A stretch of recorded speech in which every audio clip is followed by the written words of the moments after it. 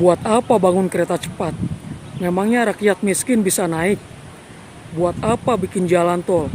Memangnya rakyat miskin punya mobil sehingga bisa masuk jalan tol? Seharusnya pemerintah menyediakan lapangan pekerjaan dong sebanyak-banyaknya biar rakyat sejahtera.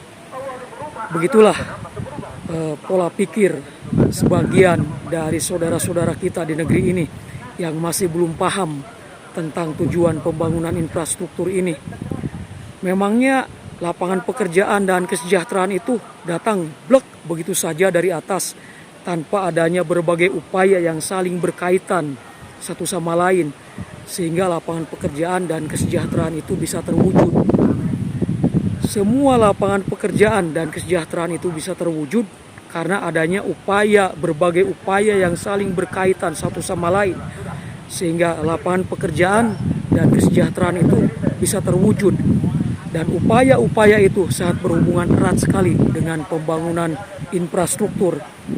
Nah, inilah yang ingin saya bahas di video ini. Lanjut.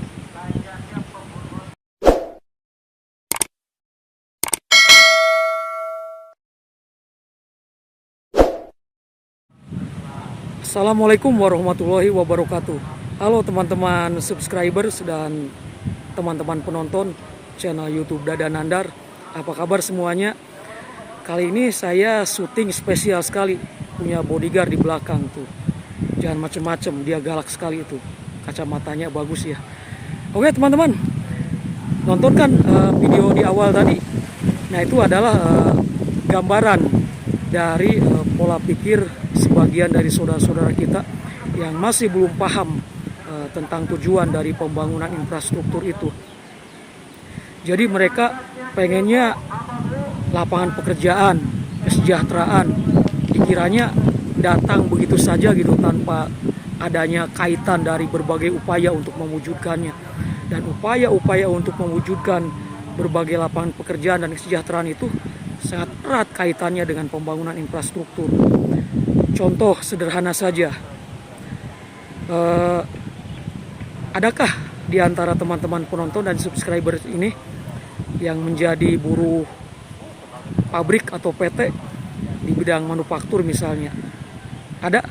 Banyak? Oke.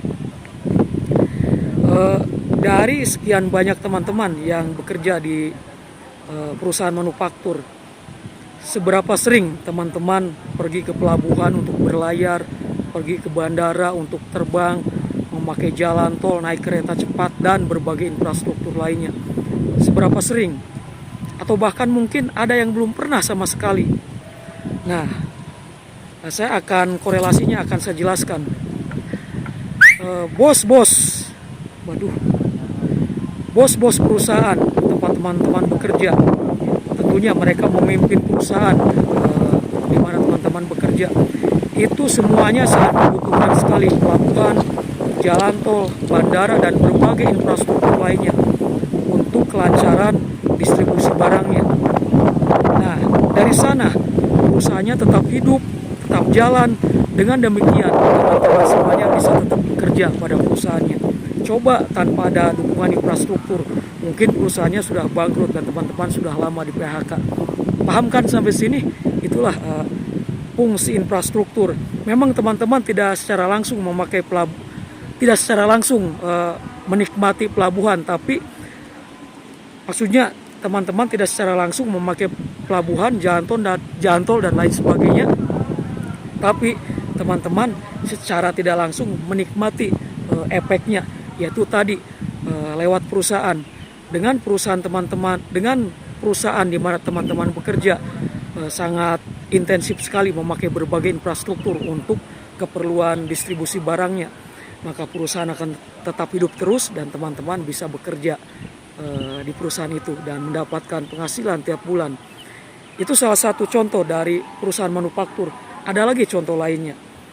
Misalnya para pelancong atau traveler pergi ke suatu tempat, entah itu menggunakan jalan tol, kereta api ataupun kereta cepat misalnya nantinya.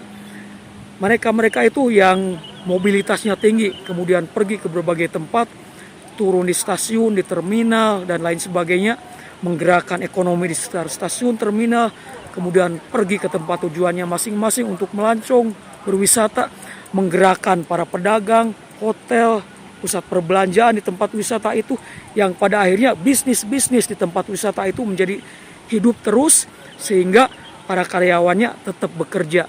Dan mungkin di antara para karyawan itu banyak yang belum pernah naik pesawat atau pergi ke pelabuhan atau naik kereta, apalagi naik kereta cepat. Pasti banyak sekali yang belum pernah merasakan.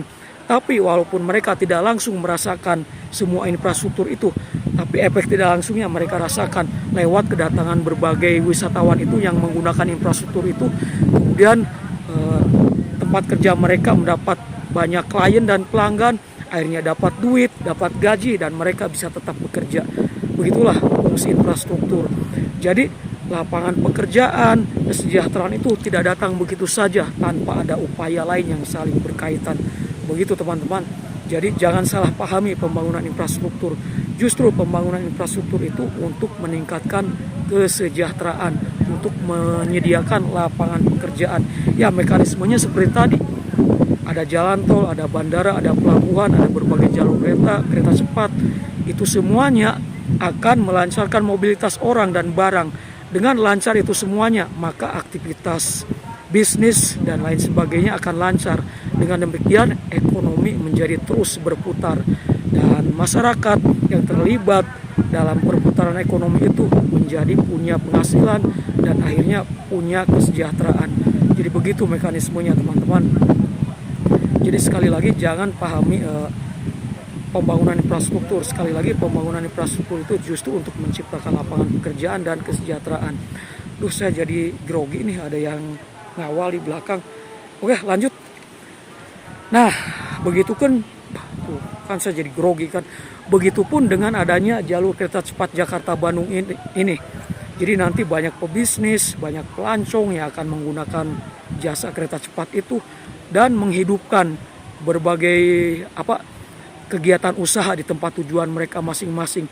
Para bos-bos yang melakukan perjalanan untuk bisnis dengan menggunakan kereta cepat, urusannya jadi lancar, usahanya lancar, sehingga para karyawannya tetap bisa bekerja walaupun si karyawan itu katakanlah belum mampu naik kereta cepat, tapi efek tidak langsungnya mereka rasakan. Begitupun para pelancong yang menggunakan kereta cepat, mereka datang ke berbagai tempat lewat berbagai stasiun itu. Mereka menggerakkan perekonomian di tempat tujuan mereka masing-masing, yang pada akhirnya sekali lagi bisnis-bisnis di tempat tujuan mereka itu menjadi hidup terus, dan karyawannya pun bisa tetap bekerja, bisa mendapatkan penghasilan, dan akhirnya di sanalah kesejahteraan tercapai. Seperti itu teman-teman gambarannya. Jadi sekali lagi jangan salah pahami pembangunan infrastruktur itu. Saya grogi banget. Oke bos, halo men. Tetap berdiri di sana, kawal saya, takut ada apa di belakang. Jadi seperti itu teman-teman. Sekali lagi jangan salah pahami pembangunan infrastruktur. Kira-kira sampai sini ada pemahaman nggak? Soalnya saya udah berusaha semaksimal mungkin agar bisa menjelaskannya, walaupun dalam keadaan grogi ada yang di belakang tuh. Tapi saya biarin aja. Oke, terima kasih sudah menonton channel YouTube Dadan Nandar. Dan seperti biasa jangan lupa subscribe ya bagi teman-teman yang baru menemukan channel YouTube ini. Terima kasih. Wassalamualaikum warahmatullahi wabarakatuh.